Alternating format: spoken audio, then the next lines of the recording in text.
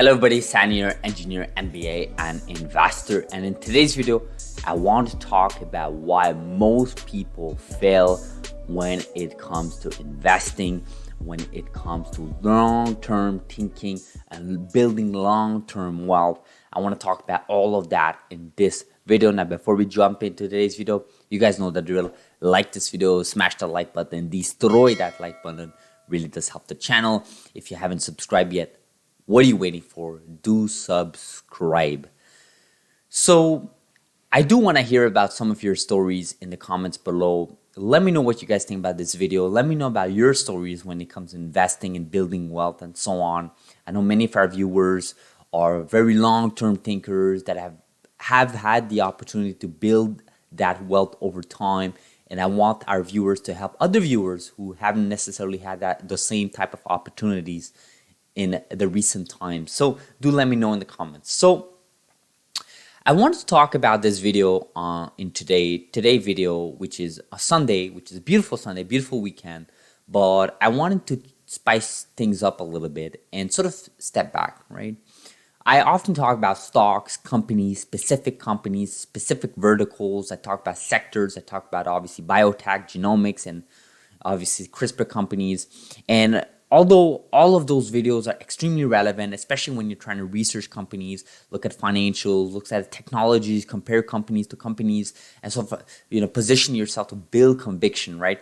All of those steps are extremely necessary, but at times you have to step back, right? You have to step back and try to understand why you're doing all of that, right? What is the point of doing all of that, right? What is the point of spending hours and hours on daily basis to understand these companies and to invest in these companies and to look at their stock prices over time and build that wealth, right? What is the point of doing all of that, right? And all of our stories are really, really different, right? Like for me, it's about building long-term wealth, generational wealth, and it is wealth that is something that is going to compound over time, right? Compound over time. And to do that, I can't just hold a day job and that's it, right? I can't just do that because your day job is going to pay your bills, it's going to pay your expenses, and it will get you to a certain extent, right? To a certain point, it will get you to a middle class income, and it will definitely help you out to get out of poverty if some of you are in poverty line or under it. So obviously, there's a lot of benefits of holding a daytime job and working very hard and building building that revenue up, that income up. But then there's the other side of things, right? Is what do you actually do with all that money, right? And I wanted to sort of talk about that in this video where, it's not just about, understanding these companies, but there's the whole aspect of earning, spending, saving, and investing, right? I'm gonna try to decipher each of these points there for us to look at. But I'm really curious to see what you guys think about all of that in the comments below. So let me know. So earning, right? Maximize your earning, right? And this is, this could be a whole video on its own. It could be like a series of video, right? About earning and maximizing your earning, right? Doing something that you truly enjoy, right? Many people, I've heard stories that are stuck in jobs that they really don't like, right? They're punching in, punching out, and they just can't get themselves to be inspired or motivated to get to work, and they're just so excited to get out of work, right? Whether that's going to an office, whether that's going to work at a restaurant, whether that is doing some construction work, it doesn't matter what it is. For you may hate doing restaurant work, right? But I know plenty of people that love working at restaurants, right? So the point I'm trying to make here is I think the first step in all of this is always to maximize your earning, right? And I think most people fail at this point, right? They sort of get stuck at a job for years and years, for decades, right? Doing something they hate, doing something that they find no inspiration, no motivation. And the problem with that is that it spills over all of your other pillars in life, right? Your social life, your family life, your relationships, your health, your career, your business life, everything everything that we'll be talking about, like earning and saving and investing. all of those are affected because you're doing something that you dislike, right? Your mental health is so important, right? Like if your mind is dark, negative, then there is no way you will ever be successful, right? In whatever terms you want to put it, right? If success for you is building a wealth, a generation wealth, or is it being having a healthy body or having a beautiful family, there is no way you can do that because you're coming and you're starting with a dark mindset. So really important to do something that is fulfilling, something that you find inspiration, something that you find motivational. And the way you do that, again, is recognizing your needs, your interests, and finding solutions to your problems, right? It does require a lot of efforts. Like I said, most people fail at that step, right? Step one is maximize your earnings. And most people fail at this step because they get stuck in this loop, and a lot of people always delay it, right? A lot of people say, oh, you know what, next year I'll deal with it, next month I'll deal with it. Well, next month will turn into next year will turn into 10 years, 10 years will turn into a lifetime, right? So think about that. Think about what I just said about maximizing your earning. Number two step is saving, right? And I won't spend too much time on this because it's extremely relative.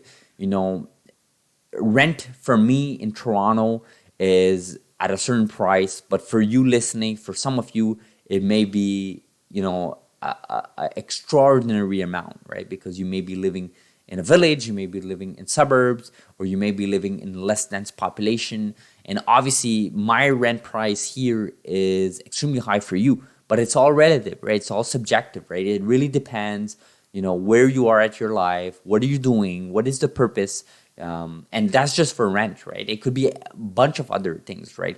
You know, how much you're spending on food, you know, what are you buying on weekends, you know, what are you shopping on Amazon? These are all relative. The only point I will say is I think there are always general thumb of rules where you want to, you know, save a amount of percentage of your income as you maximize step one, which is maximize your earning.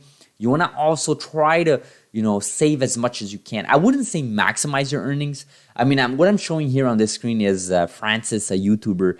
I've actually covered it. I've never covered this guy, actually. I used to watch his video back in 2018, 2017. And this guy, you know, he's making a lot of money on YouTube. You know, he's retired. He was like he was in tech and he retired. And he started doubling down on his YouTube videos, and he's making all sorts of money. Obviously, you see 1.2 million, whatever, at 42 years old. But he's very cheap. You know, he doesn't spend on things that he doesn't need. He stays away from any expensive things. I think he indulges in some specific things, but that's it. And kudos to him, right? If this is what he wants to do, if this is how he recognizes himself, and that's how he wants to live his life, then all respect to him. You know, I think he should be doing that. He should be continuing doing that. And I'm sure there's many other people watching this video that would aspire to live this type of lifestyle. Unfortunately for me, and I know for many others, we don't necessarily have those types of aspiration. You know, we want to spend on other things, you know, when it comes to traveling, when it comes to luxuries. It makes sense, right? We are humans. We are meant to enjoy this life. You know, we have a limited time life. And obviously, I'm not asking you guys to go to one extreme to another, right? It's not about saving 100% to spending 100%, right? It's about finding that harmony, right? That / balance, quote unquote balance in your life, right? And it really depends where your interests are. And the point here, point number two, is that you want to try to save as much as you can based on where you are at your life, what's your age bracket, you know, what are you doing as term of profession? And obviously, it really depends on how much your earnings, right? I mean, someone that's earning $1 million a year compared to someone who's earning $20K a year, let's be honest, right? The person that's earning $1 million a year can probably spend a little bit more than that person earning $20K a year. So again, relative, but very important to mention. And I do want to talk about number 3 point, right? Number 3 point is about investing, right? And this is where I think a lot of people are stuck on. I mean, I did mention number 1 is the most problematic for majority of people. I would say like over 99% of human beings, especially in North America or any places that there are opportunities. This is where most people are stuck on, because you're trying to maximize your earnings, but you're doing something that you don't like. So you're just confused. You're just in that vicious cycle for years and years and years, right? Number 2, I wouldn't say that's a big stopper. I think, again, it's a relative, but it's an important step. It's an important topic to talk about. Saving is no joke. Saving takes effort. It's always hard to save money. Make no mistake, even people that are quote unquote cheap, it's very hard for them to save money. They also want to buy the latest computer. They also want to buy the latest car. They also want to buy the latest house and the latest gadgets. But it is an effort that has to be done. But number 3 step, investing, is where most people don't even talk about it because they don't even think about it, right? And the misconception a lot of people have is investing is, it's a sham. It's not gonna gel. It's not gonna build you wealth. It's a casino, right? It's gambling. And I would definitely agree with those statements if you go into investing with a mindset of gambling, right? Which means, you want to day trade and, make money next week and, let me buy this stock at $61 and let's hope it goes to $63 and then I'll share right away, sell it right away to buy this other stock at $40 so that, this is definitely, in my opinion, gambling because you're talking about prices, you're talking about stocks, and that's where your limitation of knowledge is. But when you talk about long-term investing, when you talk about building conviction, looking at sectors like biotech, genomics, CRISPR companies, understanding technologies, following the licensing issues, following the phase 1, phase 2 clinical trial for most of these programs, understanding the data, looking at corporate presentations, listening to CEOs talk about their companies, looking at the landscape, communicating with other people in the community, whether that's in these videos on the YouTube comments or on Twitter or on Reddit, then you're doing something more than just gambling, right? You're trying to build this long-term investing mentality where you see that trend, right? You see those trends coming before most of the people, before 99% of the people, because again, people are focused on things that are not getting them where they want to go at, right? While you're doing something that you want to go at, right? You're attracted to, right? You're attracted to building wealth. You're attracted to understanding the trends. You're attracted to long-term thinking, right? And that number 3 step about investing, I wouldn't even say people get stuck on that because people don't even think about it, right? It's one thing. I think most people think about number 1 step, which is maximizing your earning. Everyone wants to maximize their earning. So that's where people get stuck on. Number 2 step is a little bit more abstract, but it's very relative, but it has to be done, which is saving. But number 3 step, most people don't even know about it, right? I mean, you guys know this. You guys watch these videos. I would bet you that most of you people watching this video, you probably don't talk to any of your social friends or people around you in your entourage or your work colleagues about investing. Or if you do, it's a very minor, it's a very small topic because you know that people on the other end have not spent the amount of time some of you have spent on when it comes to investing, when it comes to building knowledge about these companies, the market's prices, the market macros. It's all unnecessary for you to study in order to break through that number 3 step, which is investing. And ultimately, if you do number 1 step, number 2 step, number 3 step, earning, maximizing your earnings, saving, and ultimately investing, then you can go on a point where you build generational wealth, right? You can go to a point, and this will take time, right? It's not just 2-3 years. This is going to take 8, 10, 12 years, This is a long-term thinking, right? And obviously, there's a lot more stuff that we didn't talk about, like DCA, dollar cost averaging, looking at underrated sectors, looking at different companies, specific companies, looking at specific technologies, investing in private companies maybe, building that generational wealth through other means, building your own business, being an entrepreneur. There's so many other ways, but ultimately, investing is not just limited to investing in specific companies. It could be doubling down on your business, doubling down on someone else's business. It could be looking at travel. It could be reading books. It could be so many things, building your education. But most people don't even know this exists, right? So they never even get there. They're always stuck at that number 1 point. Let me know in the comments below what you guys think about this video. Wanted to do something different. Like I said, this is why most people fail. I think most people are stuck at number 1 step. They don't maximize their earnings. It is what it is. Let me know in the comments below what you guys think.